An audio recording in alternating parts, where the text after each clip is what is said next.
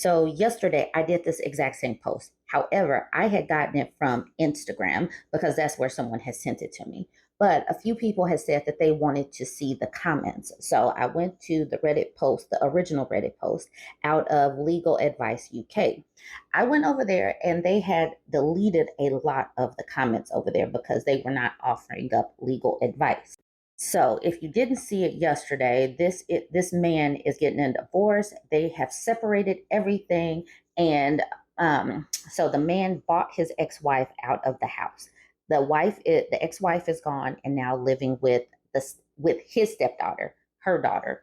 He says, "My main issue is that my wife has moved out to stay with her daughter, which now leaves me to cover all of the household bills for the house that's now his because he bought her out of it."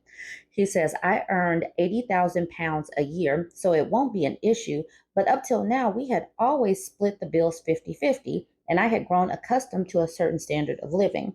My wife is only on a minimum part time wage, so I don't think I would be able to go after her salaried income. However, now she lives with her daughter, who is quite well off. She has very little outgoing expenses other than food, phone bill, and car payments, as I'm assuming her daughter will be paying my wife's way. So once the dust has settled, I'm going to be spending more every month, and she will be spending less. Is there any recourse for going after my stepdaughter's income? Because now her income, the daughter's income, will now be spent on the ex-wife." So that's where we are. Now, in all of the comments, because I've gotten a lot of comments on this, people that are coming out of this area, that live in this area, say that £80,000 a year is equivalent to around $100,000 in the US. And they say it's much cheaper to live. So this man is actually quite well off. He just wants this woman's money. Okay, so Ninja Ninja says, "You want to know whether after divorce and a clean split of your finances, if you can go after your stepdaughter's income to supplement your accustomed standard of living because your ex-wife will be paying less per month in general. Is that what you're really asking?" Really? Now, this man deleted his profile because you see it says deleted 4 days ago, but the comment is still there. It says, "It feels unfair that she can trigger a divorce that results in her keeping more money each month and me losing more money each month. I wanted to know if there was anything I can do." So he thinks that because she wanted a divorce, he should still be able to keep his money. Is weird. Short explanation says, "She has the right to divorce you. I'm not getting why you have the audacity to feel she shouldn't be allowed to leave you. Also, it's not like you're paying her alimony or child support. You're simply paying for the place you live in. Why should anyone help pay for your place of living? Are you stupid?" Cultural Tank says, "This is a legal sub, but since you were married to only your ex-wife, no one else's income counts towards the financial order, etc. It's not unfair." Welsh Lady asks, "Why do you think you're entitled to someone else's money?" And then the man says, "I was only wondering based on the fact I have no pension, which means I can go after my wife's pension if it would be the same elsewhere in her finances." So he is thinking that his stepdaughter, her income is his ex-wife's pension. Keep in mind, people, he has a peen, and peen havers are the most logical people. This is the connection he's created. Welsh Lady is like, "Absolutely not." Cultural Tank says, "If you have agreed to a clean break, you can't go after her pension or vice versa." Tough Professional says, "I'm not sure you won't be able to do that. If you go before a judge, please make sure you let them know that you want your daughter's income and also that your wife, who makes much less than you, pay 50% of the expenses. I am certain the judge will take pity on you and give you what you justly deserve." Eye roll. Business Wrangler says, that's not income for your wife. That's a daughter helping her mother out during a difficult time. Hope this helps. I'm assuming there's a reason your wife triggered the divorce, and this kind of behavior is it." Now, someone's comment was deleted, but the man chimed in anyway. He says, "There's no need for attitude. I just wanted to know if, since my wife's daughter will be subsidizing her lifestyle, it would be counted as income for my wife. He keeps saying for my wife, not ex-wife. And he is weirdly really thinking that he's entitled to this woman's money, and he just not getting it in his mind, and he is finally about to storm off of the post because he's now seeing that nobody is on his side with this ridiculous notion that he should be entitled to this woman's money. Equivalent read says it's not income. The magician says of course it wouldn't. Optimal fish says nah, but I can understand why divorce proceedings have begun, considering you earn so much more than your ex-wife but still had her paying 50% of all the bills rather than basing it on income percentage. No, I don't believe you have any way of going after someone else's income. Now the man is getting huffy. He says, my wife's daughter is not a good person and is, in fact, a large part of why we can no longer work out. She interfered and commandeered too much of my wife's time to be reasonable. I can see I am not going to receive any supportive advice here. The magician says this is ultimately irrelevant to your question. Legality is not based on whether someone is good. And he says, I was addressing the commenter's remarks about my wife's daughter's supposed goodness. So I told you he is about to just walk out of the post because he's not receiving support. But regardless of him receiving support, he's not going to be able to claim this woman's income. But Necessary Ocelot says the man who is willing to go after an ex-wife's daughter because you become accustomed to this standard of living. Get over it or get a second job. Can't afford the bills after you buy her out of a house?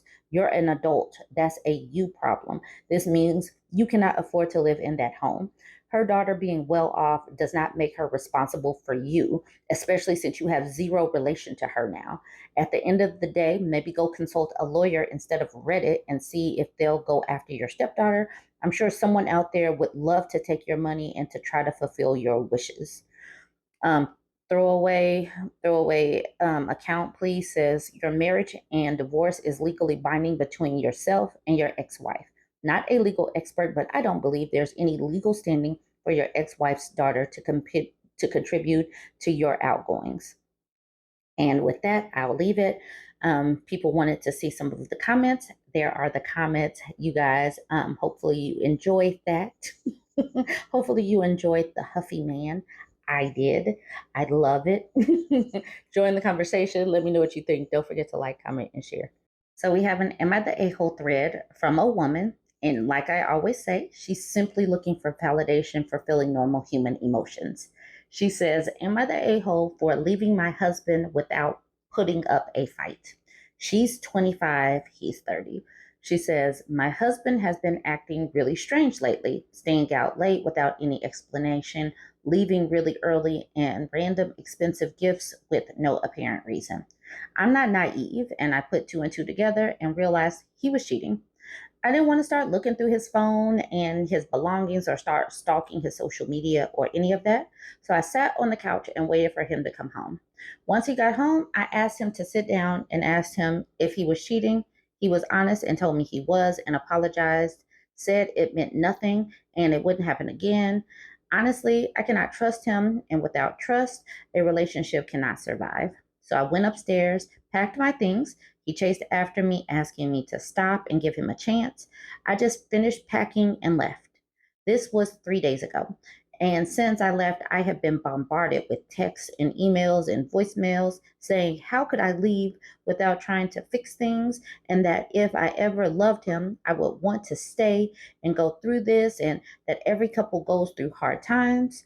I'm really conflicted as on one hand, he was my first love and I haven't just lost those feelings overnight, but on the other hand, he broke my trust. And truthfully, he won't ever earn that back. Am I the a-hole? Absolutely not. And I wish more women would just up and do this. I know that it's challenging because, like she said, when you love somebody, it does hurt to end a relationship. But when someone's cheating, for me, cheating is a series of lies. You have to really plan out cheating.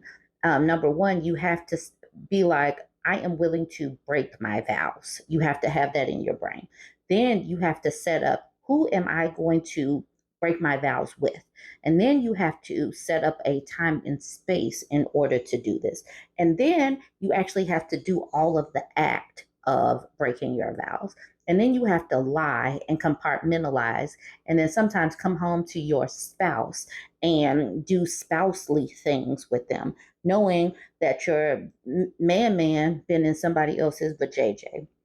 So there are a series of lies that have been had. And so it's not simply, we had some hard times. Hard times are, someone lost their job, someone was harmed, hurt on the job downsized, or you had your hours cut. Those are hard times that you have to, work through. Cheating is not that for me. Cheating harms you mentally, emotionally, and sometimes physically if he is out here doing all kind of random things with people willy-nilly, especially without condoms. It could hurt your finances as well. There are so many different reasons why women should just pack up, deal with the heartbreak, go through the healing process, and just simply leave these MFers alone. Period. So I like that she up and did that. Let's get into some of these comments. Chaos Aside says, not the a-hole. Ask him this. How could he cheat without even trying to fix things? If he ever loved you, he wouldn't have cheated. Every couple goes through hard times, yet somehow you manage to stay faithful. Molly Peg says, the hard times were his cheating. Someone should tell him not every couple goes through hard times. Xander, the sheepdog, says he's trying to downplay his cheating. Cheating is not hard times. It is a fundamental breach of trust and a betrayal of the relationship. Hard times in a relationship are survivable. Cheating in a relationship should not be. Perpetually Exhausted says, hard times can imply that no one is at fault, whereas cheating is an active choice. He didn't slip and fall into someone else's bed. He made the continuous choice to cheat and to guilt by his wife expensive things, meaning he knew he was wrong but wanted to have his cake and eat it too. Charlotte Lucas says he didn't come clean until confronted directly either.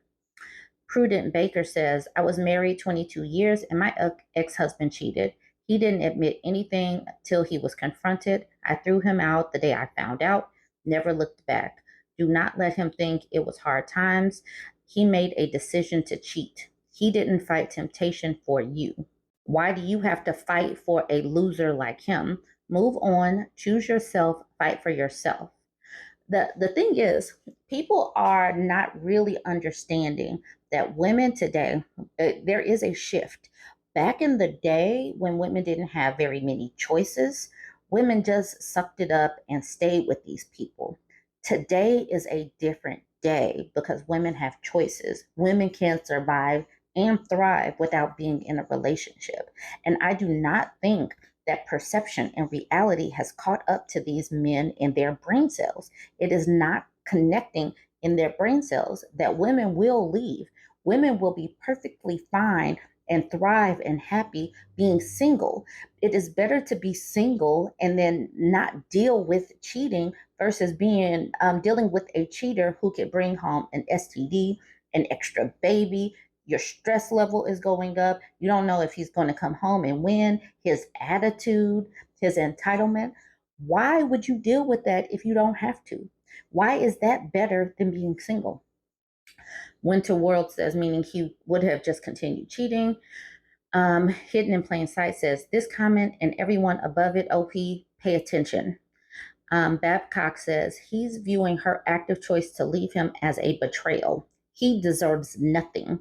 Did he think he got a free cheat and then you would fix things and move on? Not the a-hole. And with that, I leave it. These men and their nerve is what's really going to keep them single. They are breaking up their own family and then surprised that it's broken. They are actively choosing to break up their families and then get this shocked Pikachu face. So many of them deserve to be alone or with other men stuck at the old man Mojo Dojo Casa House. All right, y'all, join the conversation. Let me know what you think about this one. Don't forget to like, comment, and share. You have got to laugh at the nerve of these MFers. This ex-husband is in his find out season. This am I the a-hole from a woman is typical. She's searching for some validation for feeling normal human emotions. She says, am I the a-hole? Listen to this. Am I the a-hole for refusing to waive my alimony because my ex-husband has cancer and can't afford it?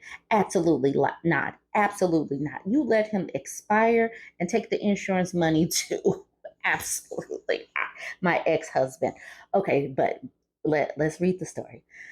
Okay, the ex-husband is 56 and she's 52. She says, my ex-husband and I got divorced because of his infidelity. Absolutely. Just keep getting your alimony because of his infidelity. He married his affair partner. She was a lady of the night, 20 years younger than me.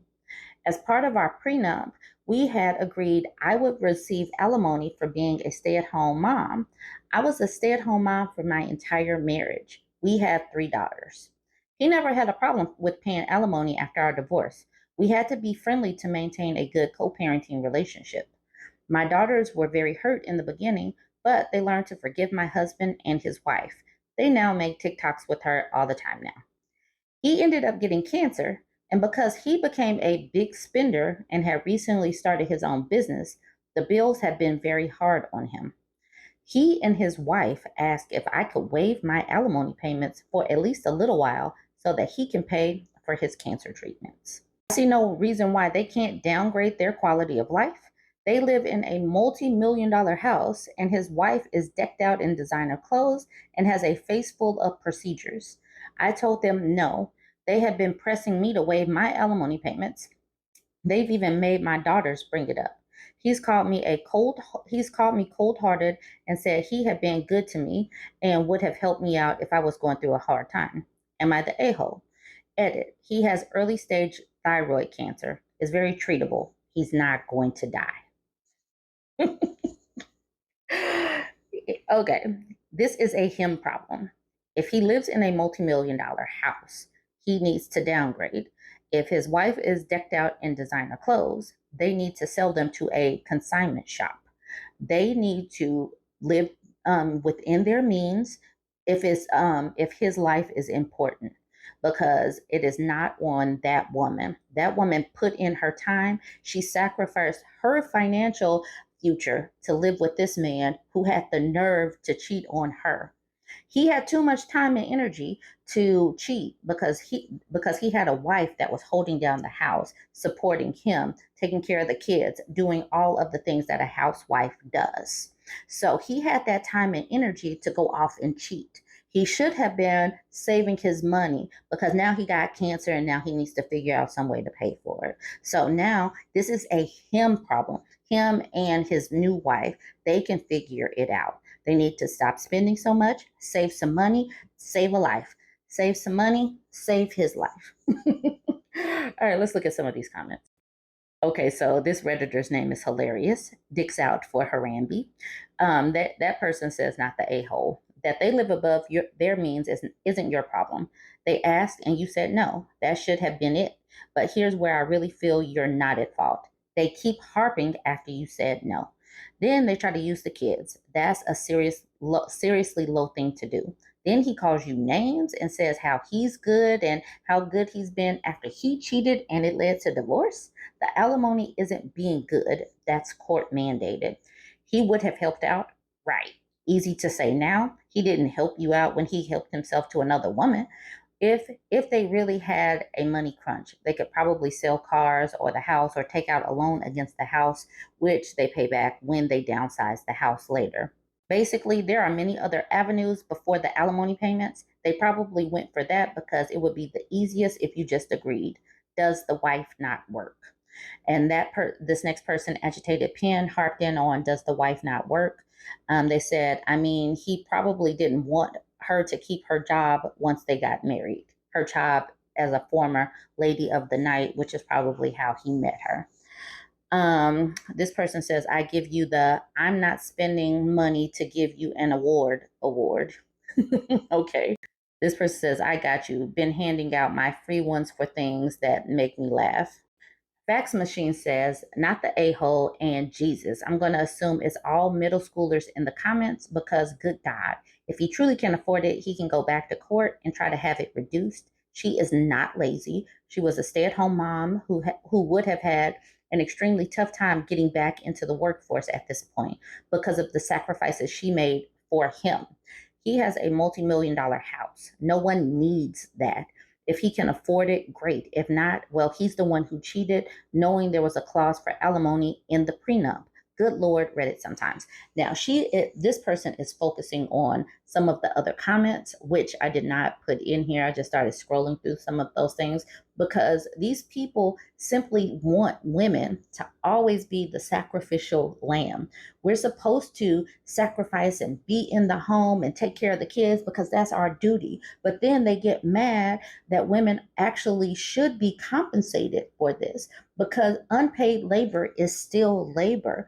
This woman was at home and doing the support things so he could go off and make money. And where people go wrong is assets during the marriage are marital assets. So alimony is part of this contract. He broke the contract. He has to pay. So this person says, right, they want the OP to help them keep their current standard of living. No. Time for the ex and the affair partner to grow up. Mongoose Dog says it's her standard of living that is most likely reduced. I'm not sure how they were living before this, but it doesn't sound like it was a similar lifestyle. Cosmetic surgeries and designer bags are expensive. They aren't necessary, but I guess he's used to paying for a relationship with her. Old habits die hard. This is the other side of a stay-at-home parent. Whatever career and means of making money you had before it is likely washed after 18 years of no work. Whatever job you can get probably isn't paying the bills. It's unfortunate he has cancer, but there are other cost-cutting measures he can take before coming to a woman who sacrificed for their family only to be betrayed. If you want to be petty, say it's his new wife's responsibility in sickness and in health, not yours. Those vows were broken when he cheated, not the a-hole. And with that, I end it. I land because this is enough. It is they're the couple. They need to figure it out. It is not the ex-wife's issue anymore. So this young woman, Clo Motion, posted this on my BurbNBougie subreddit. Now, I'm doing this because I am sure that many of us have gone through something like this, and we need to be decisive and assertive when we talk to these MFers, especially when it's safe to, when we let them know that we are not interested. Now, she's talking about continuous harassment. She says, hi, y'all. I haven't posted on here before, but I'm in a bit of a predicament. Sometime last fall, I went on a couple of dates with a guy, a 29-year-old man. We can call him Cam. We didn't actually go out. He picked me up in his car and we talked for both of the dates. Well, he gave me weird vibes on the dates and said some pretty creepy stuff over text. He started being rude and calling me names, and I ended up blocking his number. He kept making new phone numbers to text me using one of those free phone number apps. I thought all of it had stopped after blocking several of those numbers. Months go by, and this past week, I noticed he messaged me on WhatsApp, so I blocked him there as well. Today, I get another unknown number texting me saying, hey, it's Cam. I'm sorry, for real, for real. Obviously, I blocked him again. Besides taking screenshots to compile evidence, what course of action can I take? I have a lot of hesitation going to the police to make a report about this as he is a Black man, and I know that LAPD has a history of racism, but I'm beginning to fear for my safety. It's approaching a year since the first time I met him, and he's continuing to harass me, which is alarming. I appreciate any advice or input. For the longest time, Black women have put, have put Black men ahead of our own safety. I completely understand that racism in America is a thing, but by not going after them the way that they should, it has let them, terrorize other women. It really has. And it has made them kind of invincible, where they know that because of racism, that they can get away with violence or harassing women, and much worse, and much worse. They know that some Black woman is going to go to bat for them because of racism, and we have got to put our survival instincts first. Put it first. Your survival is more important than him, especially since he is out of pocket and harassing you. Please do. Okay, now there are some comments in here. We're going to look at the comments. Please take your safety, put your safety first. You are more important than Cam. My founder's stayed says, did you outright tell him to stop contacting you? You need to do that. If he continues, do the report. From what you've typed, it's going to be a simple complaint for harassment. He's not going to jail over it. So just do the report if he continues to text you after you told him to leave you alone. Clo Motion says, thank you. I don't remember if I outright told him to stop contacting me, but I will definitely do that if he contacts me again. Zesty Close says, after you tell him clearly and in no certain terms to stop, do not ever respond again, ever, not even to tell you to stop again. If he texts you 100 times and you respond at text 101, you've just taught him he needs to ramp it up each time. If you can, keep all the text as evidence, lock down all your social media, and tell your friends and family someone may try to get your information from them. Remove all mentions of your job, school, and where you live, although it sounds like he already knows where you live. It might be a good idea to get a doorbell camera. Please stay safe. And this is another thing, ladies, do not let these MFers know where you live. If you do want to go on a date, go on a real date and meet up at a public place. Uber, do not get into their cars. It is just not safe with these people these days. Clo Motion says, thank you for the advice. I live somewhere with a gate that has a code, thankfully, but I will let my friends and family know what's happening and to keep an eye out. Fosted says, as a Black woman, I appreciate that you don't want to involve the police since Cam is a Black man, but the fact is he is harassing you. Contact the police non-emergency line and file a report for the harassment.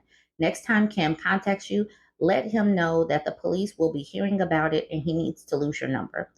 Chloe says, thanks for your response. I appreciate the help so much. Foster says, you're welcome. All the best and take care. I'm going to end with Grumpy on Main. She says, when something similar happened to me a decade or so ago, I was told it legally was considered harassment if he contacted me after I told him to stop. So I told him to stop and he stopped for a while. But after a few months, he started sending me threatening messages through a shell Facebook account and new email addresses. I couldn't prove they were him, but I'm pretty certain it was. Same writing style and subject matter, etc. He even texted me and emailed me years later, still pretending that his crazy ex was the one who was harassing me all along, but I know it was him. I ignored, blocked, and deleted those, but I really should have saved them and filed a police report just in case he escalated. Document, document, document. Even if you never end up going to the police, keeping the documentation will provide peace of mind. This guy sounds like he could be dangerous to you and others. If you create an official record by filing a report, it could help protect future victims. You are not responsible for anything he does. I want to make that clear, but it's something you could consider. You are a kind and considerate person for taking police discrimination patterns into consideration, but this is alarming behavior, transcends such concerns. Absolutely. Your safety is the most important thing in this moment and what you should be talking about and thinking about, not him. He needs to change his behavior. And if he's not going to do that simply because he's a decent person, he may need to be compelled. That is not your business. Anyways, y'all jump into the comments. Let me know what you think. If you are a young woman, if you're a woman, I don't care the age, take these things into mind, what these people are able to do. Do not go on, sit and talk in the car dates. I know some people do those, but don't do them.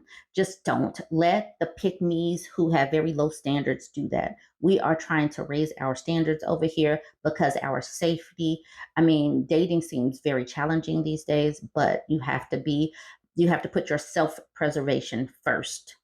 All right, jump in the comments. Let me know what you think. Don't forget to like, comment, and share.